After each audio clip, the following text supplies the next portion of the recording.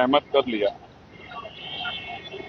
कौन सच बोल रहा है कौन झूठ बोल रहा है इसका फैसला जो है, अब कल प्रधानमंत्री जी पे अवसर था कि वो अमेरिका के राष्ट्रपति को जवाब देते कि वो झूठ बोल रहे हैं। जिस तरह उन्होंने ये एकाधिकार जो है भारत को दिखाने का प्रयास है, इसमें भारत इतना कमजोर देश है कि कोई दूसरा राष्ट्र उसके ऊपर एकाधिकार दिखाए।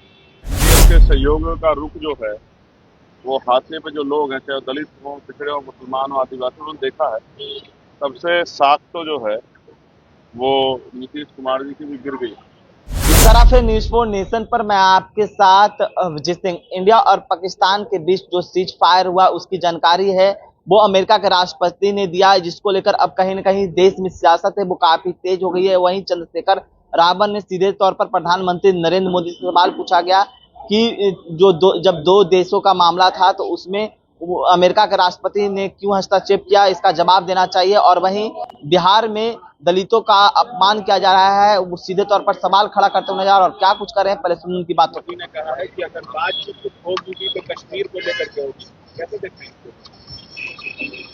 अब आप मुझे ये बताइए कि एक तरफ अमेरिका के राष्ट्रपति ये कह रहे हैं कि हमने व्यापार की दोनों देशों को सहमत कर लिया। कौन सच बोल रहा है कौन झूठ बोल रहा है इसका फैसला जो है, अब कल प्रधानमंत्री जी पे अवसर था कि वो अमेरिका के राष्ट्रपति को जवाब देते कि वो झूठ बोल रहे हैं। जिस तरह उन्होंने ये एकाधिकार जो है भारत को दिखाने का प्रयास है, इसमें भारत इतना कमजोर देश है कि कोई दूसरा राष्ट्र उसके ऊपर एकाधिकार दिखाए। हमारी सेना पे हमें गर्व है और मुझे उम्मीद है कि अगर सरकार सख्त हो जाती तो इस बार आतंकवाद का समूल नाश हो जाता। ऑपरेशन सिंदूर को लेकर कह रहे हैं कि वो स्थगित हुआ है, खत्म नहीं हुआ है। देखिए मैं तो यही कहूंगा कि आतंकवाद जितना जल्दी खत्म हो जाए उतना अच्छा है, क्योंकि हमेशा हमारे सेना के जवानों की जान जाती है और उनकी जान कीमती है। यहाँ बिहार से भी एक सब इंस्पेक्टर जो हैं वो शहीद हुए हैं, उनके परिवार के प्रति मेरी संवेदनाएं हैं। लेकिन कल जिस तरह का सम्मान उस परिवार को मिलना चाहिए था, उस तरह का सम्मान जो है यहाँ की सरकार ने उनको नहीं दिया। इस बात का मुझे दुख। जेडीयू कोटे से सांसद है, उनका कहना है कि पाकिस्तान को और जवाब देना चाहिए। एनडीए गठबंधन पूरा देश यही चाहता है, पाकिस्तान को नहीं, आतंकवाद को जोरदार जवाब दिया जाए और ऐसा जवाब दिया जाए और आतंकवाद को पनाह देने वालों को। और आप ये समझिए, जब से वक्फ वाले प्रकरण पे एनडीए के सहयोग का रुख जो है वो हाशिए पे जो लोग हैं, चाहे दलित हो, पिछड़े हो, मुसलमान हो, आदिवासी, उन्होंने देखा है। सबसे साख तो जो है वो नीतीश कुमार जी की भी गिर गई। क्योंकि बिहार के लिए भी, मैं आज बिहार में हूँ तो रोजगार सबसे बड़ा मुद्दा है बिहार में, उत्तर प्रदेश। और जिस तरह आज भी बिहार का नौजवान पलायन करता है, ये चिंता का सबब है। इसका मतलब बिहार के नौजवान की चिंता यहाँ की सरकार को नहीं है। इसलिए जनता को इस बार बहुत सोच समझ के फैसले लें। जिस तरीके से विपक्ष पार्टी मीटिंग बुलाने की भी बात हो रही है, स्पेशल सेशन की बात हो रही है, स्पेशल सेशन की मांग हम लोग कर रहे हैं कि बुलाया जाना चाहिए और जो रुख है वो स्पष्ट होना चाहिए। क्योंकि कल रात में, अगर आपको याद हो, सीज फायर के बाद भी रात भी पाकिस्तान के ऊपर ड्रोन भेजे गए। तो एक ऐसा सीज फायर है कि हमारे लोग वहाँ डर के साए में रह रहे हैं। बॉर्डर पे जो लोग रह रहे हैं, मैं उनकी हिम्मत की दाद देता हूँ, लेकिन उनको डर के साए से निकालने के लिए सरकार को ठोस कदम उठाने चाहिए। के मौके पर आपका आह्वान करने वाला आपको वो आंदोलन कैंसिल हुआ इसी सिचुएशन की वजह से, जो सिचुएशन देश में हमारी जो, क्योंकि हम डॉक्टर बाबा साहब अम्बेडकर को मानने वाले लोग हैं, उन्होंने कहा हम प्रथम रंग से भारतीय। जब देश के सम्मान और उसके देश के गौरव और की सुरक्षा का मामला होगा तो बाकी सब चीजें पीछे रखे जाएंगी। ये लड़ाई है जो बोध गया मुक्ति आंदोलन है, वो हम लोग लड़ते रहेंगे, उसको मजबूती से लड़ेंगे। ये फेलियर है, ये सरकार का फेलियर है कि वो कमजोर वर्गों में, दलितों, पिछड़ों, मुसलमानों, आदिवासियों की रक्षा नहीं कर पा रही। शर्म चुनाव में लगातार आपका भी दौरा हो रहा है, क्या कहेंगे नहीं, करके दिखाएंगे। धन्यवाद। तो आपने सुना चंद्रशेखर रावत किस तरह से इंडिया और पाकिस्तान के जो बीच जो युद्ध हुई उसको लेकर साफ तौर पर प्रधानमंत्री नरेंद्र मोदी से सवाल पूछते हुए नजर आ रहे हैं और साफ तौर पर कर रहे हैं कि अभी पाकिस्तान को और जवाब देना चाहिए और अमेरिका के राष्ट्रपति ने क्यों बीच में मध्यांतर की बात कही इसका भी जवाब देना चाहिए। तमाम खबरें न्यूज़ पर नमस्कार।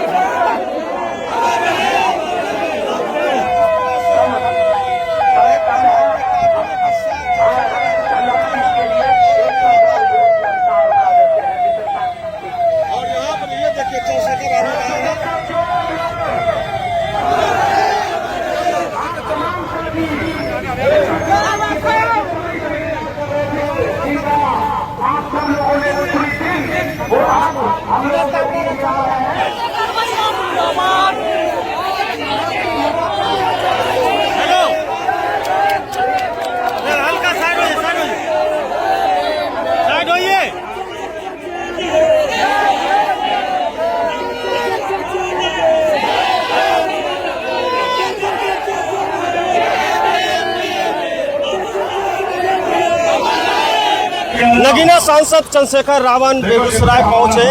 उन्होंने डंडारी प्रखंड क्षेत्र के सुगरन गांव में डॉक्टर भीमराव अंबेडकर की प्रतिमा का अनावरण किया है। देखिए चंद्रशेखर रावण सभा को संबोधित कर रहे हैं, जनसभा को, और काफी संख्या में लोगों की भीड़ यहाँ है। लोग उनको सुनने के लिए आए हैं। जय भीम के नारों से पूरा गांव गूंज उठा है। काफी संख्या में लोग आए हैं हाथ में झंडा लेकर जय भीम का नारा लगा है। उनको बड़े चाव से सुन रहे हैं। लोगों की भीड़ है, आप के माध्यम से देखिए काफी अलग अलग जगह से देख रहे हैं। विभिन्न कोने से लोग यहाँ पर पहुंचे हुए हैं और सुन रहे हैं चंद्रशेखर रावण को। नगीना के सांसद हैं और आगमन से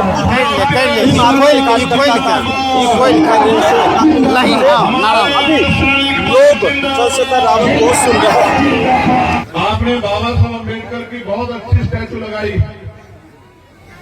मेरे दिल में बहुत खुशी हुई स्टैचू को देख के, लेकिन पीड़ा यह है कि बाबा साहब अम्बेडकर की स्टैचू तो आपने लगा दी, क्या बाबा साहब अम्बेडकर के विचारों पे भी आप चलोगे नहीं चलोगे?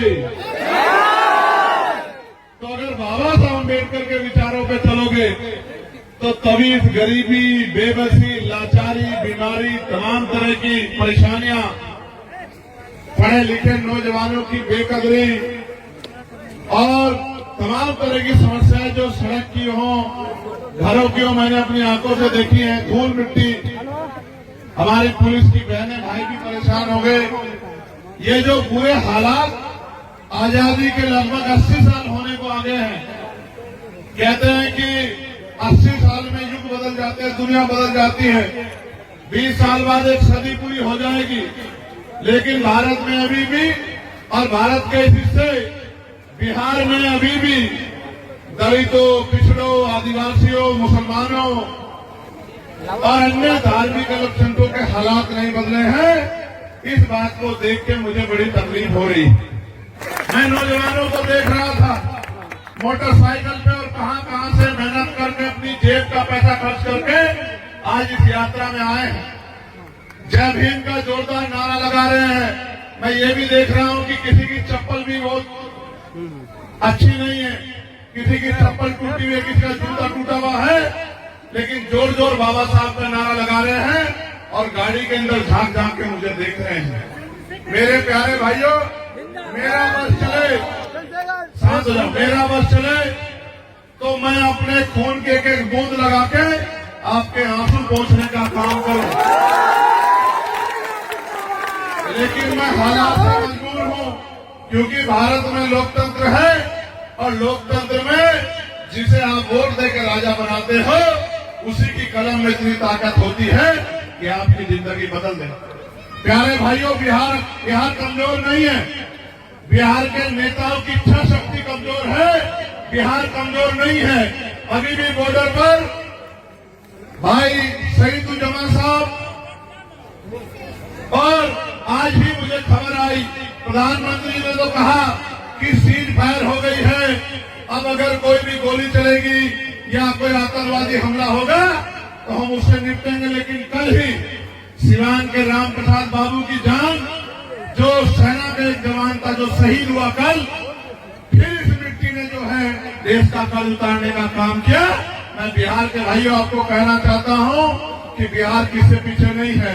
जिस दिन यहाँ नेताओं में इच्छा शक्ति पैदा हो गई, जब इन नेताओं के दिन बदल सकते हैं, एक बार एमपी एमएलए बनने के बाद इनके घरों के हालात बदल सकते हैं, इनके घरों पे गाड़ी और सुख सुविधा आ सकती है, तो इस गरीब समाज के हिस्से में भी सुख सुविधा आ सकती है अगर नेताओं की इच्छा शक्ति हो जाए।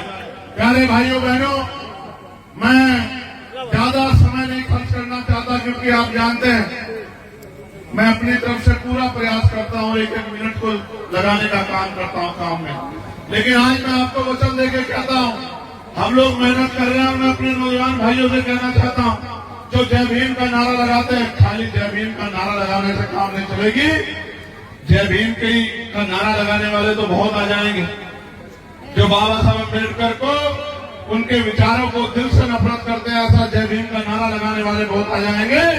लेकिन बाबा साहब का झंडा लेके आपकी गरीबी, बेबसी, लाचारी को खत्म करने वाला अगर कोई आएगा तो आजाद समाज पार्टी की आर्मी का आदमी आएगा। मेरी बात को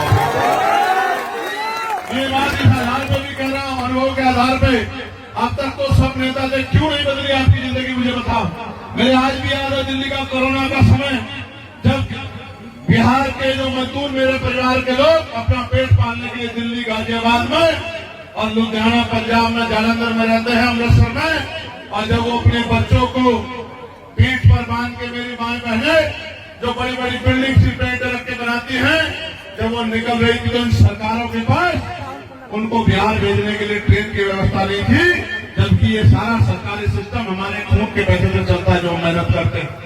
इन निकम्मी सरकारों के भरोसे रहोगे तो आने वाली पीढ़ियां भूखी मरेंगी और खाने को कुछ आपके हिस्से में नहीं आएगा। और जुल्म जाति की जो बेड़ी आपके कंधों में थोप दी गई है, जाति धर्म के नाम पे जो अत्याचार हुआ, इससे आप अपना जीवन भी नहीं बचा पाओ। ये बताओ, मान सम्मान से जीना चाहते हो नहीं चाहते हो? बताओ, नहीं, जोर से बताओ, मान सम्मान से जीना चाहते हो नहीं चाहते हो? तो बाबा साहब की जो स्टैचू आपने लगाई, आप बताओ अभी उनमें हमें क्या फर्क है इस समय, बताओ। क्योंकि स्टैचू में हमारे आज के ड्रेसिंग में जो हम पहन के खड़े हैं, मैं आपको बताता हूं, वो बाबा साहब शानदार कोट पैंट पहने हुए हैं, और आज अभी उनके बच्चों के तन पर अच्छे कपड़े नहीं हैं। ये दिया है यहाँ के बिहार के नेताओं ने, बिहार के गरीबों को सौगात में, गरीब बिहार के गरीबों को तोहफे। मैं आपसे कहना चाहता हूँ, एक बार इस लड़ाई को लड़ने का मौका चंद्रशेखर आजाद को दे दो।